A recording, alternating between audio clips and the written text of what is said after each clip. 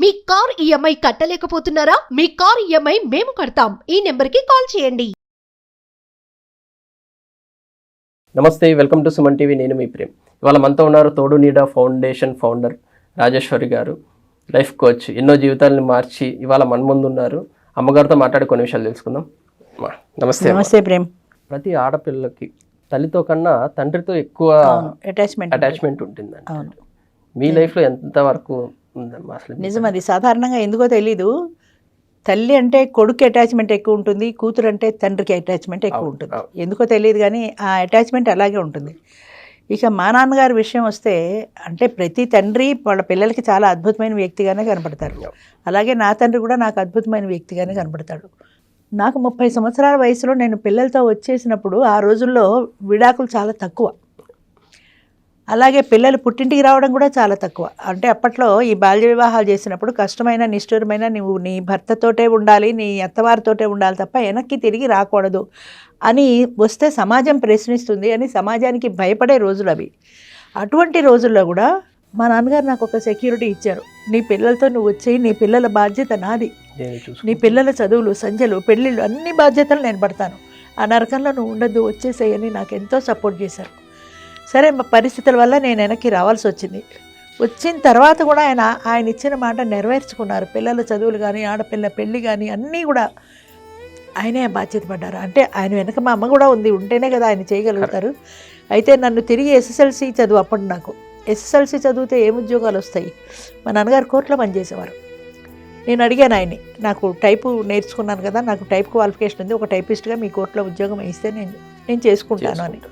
అంటే ఆయన ఏం చెప్పారంటే, అంత చిన్న ఉద్యోగంలో నిన్ను చూడడం ఇష్టం లేదు, నువ్వు ఒక ఉన్నతమైన ఉద్యోగం చేసుకోవాలి, నువ్వు ఇంతకంటే బాగా చదువుకో, నేను చదివిస్తాను, నీ పిల్లల బాధ్యత మేము చూసుకుంటాం, నువ్వు చదువుకో అని నన్ను చదువుకి ప్రోత్సహించారు. ఆ రోజుల్లో ఆడపిల్లలకి చదువులు కూడా లేవు. అయినా సరే ఆయన చదువుకి ప్రోత్సహించారు.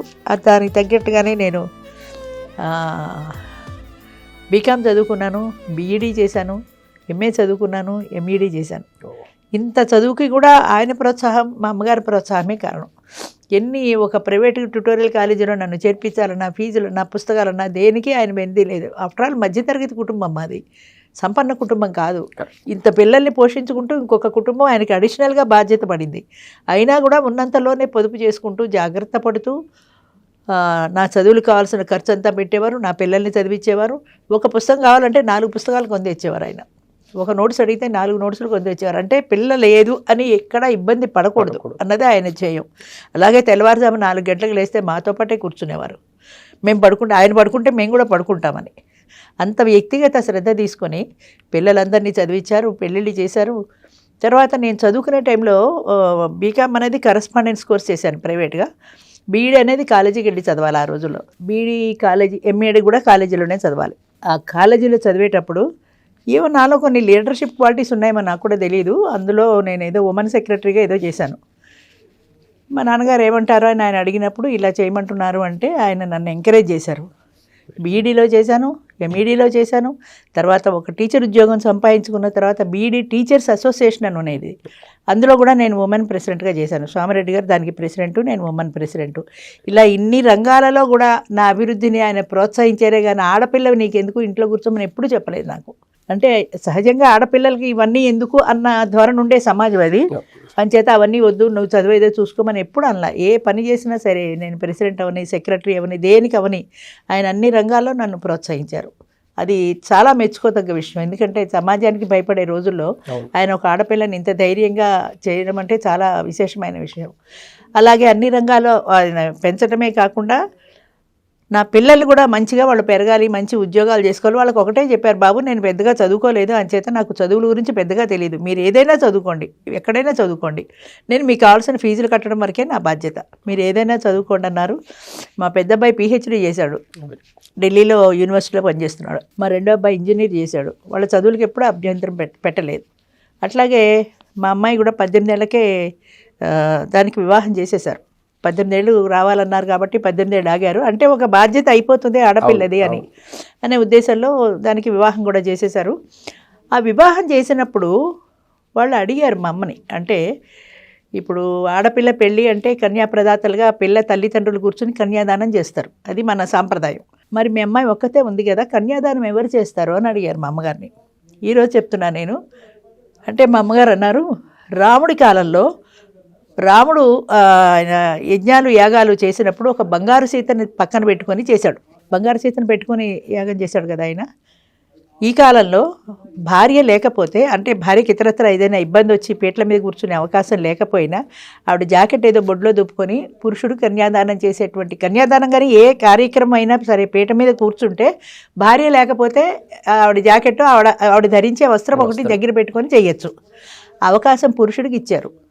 అదే కనుక స్త్రీకి ఇచ్చినట్టయితే నా కూతురు ఏ పనినో పక్కన పెట్టుకొని మగాడు చొక్కానో పక్కన పెట్టుకొని చేసేది. దానికి సమాజం ఇవ్వలేదు. అలా ఇస్తే నా కూతురుతోటే నేను చేయించేదాన్ని. ఎందుకంటే ఈ కార్యక్రమం అది మిస్ అవ్వడం నాకు ఇష్టం లేదు. అంచేత దానికి అవకాశం లేదు కాబట్టి నేను వేరే చేస్తున్నాను అని చెప్పింది ఆవిడ. మగపెళ్లి వారితో అంత మాట ఒక ఆడది మాట్లాడడం అంటే ఎంత సాహసం అది.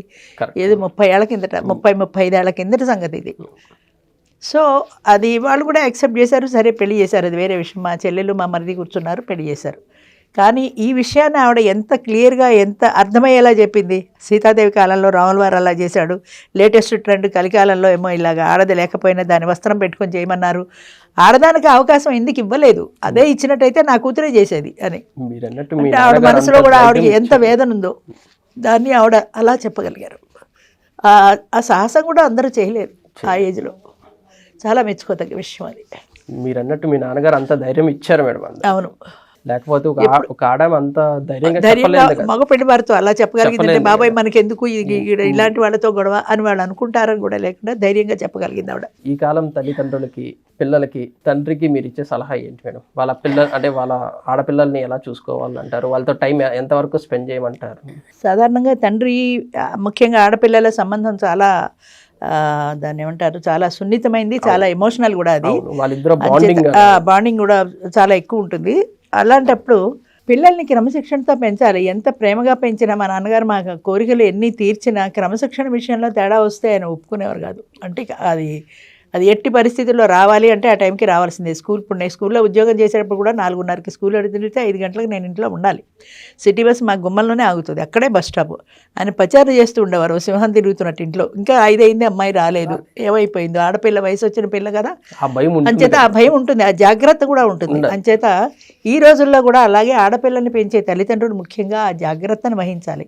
పర్సనల్ కేర్ తీసుకోవాలి. ఏదో ట్యూషన్కి వెళ్ళి ఉంటుందిలే, అమ్మాయి ట్యూషన్కి వెళ్తానందిలే అంటే చాలామంది సినిమాలకి వెళ్తే బ్యాగులు వేసుకొని సినిమా హాళ్ళల్లో కనిపిస్తారు. ప్రైవేట్ క్లాస్ అనో ట్యూషన్, తెలిసి తెలియని వయసులో వాళ్ళు అబద్ధం చెప్తే మనం చూసుకోవాల్సిన బాధ్యత మనదే. అంచేత వాళ్ళు సినిమాకి వెళ్తున్నారా, షికార్కి వెళ్తున్నారా, ఫ్రెండ్స్తో పెడుతున్నారా, ఇవన్నీ గమనించుకోవాలి. అది మనం ప్రత్యేక శ్రద్ధ తీసుకుంటేనే, వాళ్ళకి అంత టైం పెట్టగలిగితేనే సాధ్యమవుతుంది. నేను ట్యూషన్కి వెళ్తున్నానమ్మా అని పిల్ల వెళ్ళిపోతే మనం వెళ్ళిందిలే అని అనుకోకూడదు, అది నిజంగా ట్యూషన్కి వెళ్ళిందా లేదా. అలాగే స్నేహితుల్ని చూసి వీళ్ళు ఎటువంటి వాళ్ళో చెప్పచ్చు అంటారు మన పూర్వీకులు. అంచేత ఆ అమ్మాయి స్నేహితులతో కలిసి సినిమాకి వెళ్తుందేమో అనే సంగతి మనకి తెలియాలి.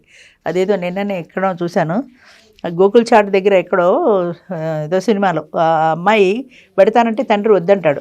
గోకుల్ చాట్కి వెళ్తానంటే అమ్మాయి గొడవ చేస్తుంది, నేను మా ఫ్రెండ్స్తో కలిసి చాట్ తినాలందంటే, నీకు చాట్ నేను ఇంటికి చెప్పిస్తా తినంటే, కాదు నేను మా ఫ్రెండ్స్తో వెళ్తానంటే తల్లి ఏదో భర్తని సవరదీసి సరే అమ్మ నువ్వు వెళ్ళని పంపిస్తుంది.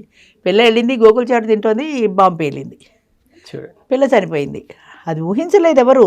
కానీ తండ్రి మాట వినుంటే ఆ అమ్మాయికి ఆ ప్రమాదం వచ్చి ఉండేది కాదు కదా.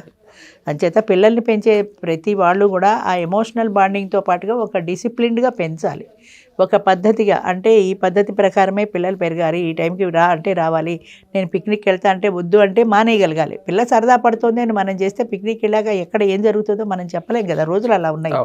అందుకని తల్లిదండ్రులు పిల్లల పట్ల ప్రత్యేక శ్రద్ధ, ప్రత్యేకమైన క్రమశిక్షణ పెట్టినప్పుడు మాత్రమే పిల్లలు సరైన మార్గంలో పెడతారు. వాళ్ళ వయసులో తెలియక వాళ్ళు పక్కదారి పడుతున్నా మనం క్రమశిక్షణతో పెట్టగలగాలి. అది ఈ రోజుల్లో పేరెంట్స్ చాలామంది చేయటం లేదు. అది నేను తప్పు పడడం కాదు, చాలామంది పిల్లలకి కావాల్సిన డబ్బులు, ముఖ్యంగా సంపన్న కుటుంబాల్లో ఇద్దరు ఉద్యోగాలు చేసుకోవడమో బిజినెస్లు చేసుకోవడమో ఖాళీ లేక వాళ్ళు అడిగిన డబ్బులు ఇచ్చేసి కాంపెన్సేట్ చేసుకుంటున్నారు. అంటే మేము వాళ్ళకి టైం పెట్టలేకపోతున్నాము అని వాళ్ళు అడిగిన డబ్బులు ఇచ్చేసి వాళ్ళ కోరిక తీర్చాం కదా అనుకుంటున్నారు. కానీ వాళ్ళ కోరిక సవ్యమైనదా కాదా, అది ఎటెడుతోంది, వాళ్ళు ఎటెళ్తున్నారు అనే ప్రత్యేక శ్రద్ధ లేకపోతే రేపొద్దున మనమే. ఇప్పుడు చూడండి, ఎంతోమందిని అరెస్ట్ చేస్తూ ఉంటారు డ్రైవింగ్ లైసెన్స్ లేకుండా, 18 ఏళ్ళు రాకుండా డ్రైవ్ చేస్తున్న పిల్లలు. వాడికి కారు తాళాలు మీరిస్తే తప్ప ఎలా వస్తాయి? కారు తాళాలు ఎలా వస్తాయి? 8-9 క్లాసుల పిల్లలు స్కూల్ బ్యాగ్లో పిస్టల్స్ పెట్టుకుని వెళ్ళిన కేసులు అక్కడక్కడ పేపర్లో చదువుకుంటున్నాం. పిస్టల్స్ వాళ్ళకి ఎలా వచ్చాయి? మీరంత అశ్రద్ధగా పిస్టల్ మీ జాగ్రత్త కోసం మీరు పెట్టుకున్నారు, అంత అశ్రద్ధగా పిల్లాడు తీసుకునేలా ఎలా పెట్టారు? ఇవన్నీ మనం చేసిన తప్పిదాలే కదా. అంచేత మనం జాగ్రత్తగా ఉంటే పిల్లలు కూడా జాగ్రత్తగా ఉంటారు. పిల్లల్ని క్రమశిక్షణలో పెట్టే ముందు తల్లిదండ్రులు క్రమశిక్షణలో ఉండాలి. నువ్వు 5ంటికి లే, 6ంటికి లేని మనం 9ంటికి లేస్తే వాడు 9ంటికి లేస్తాడు. నువ్వు లేవట్లేదా అని అడుగుతాడు.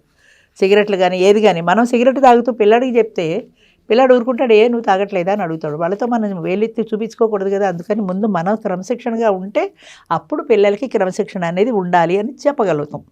ముందు మనం సరిదిద్దుకోవాలి, మనం సరిదిద్దుకోవాలి, తర్వాత పిల్లలకి చెప్పాలి. అంచేత వాళ్ళు క్రమశిక్షణలో పెట్టే ముందు మనం జాగ్రత్తగా ఉండాలి. అది ప్రతి పేరెంట్ తెలుసుకున్నప్పుడు పిల్లలు కూడా సక్రమంగానే పెరుగుతారు. అంతే. థ్యాంక్ యూ అమ్మా. Thank you so much. Thank you.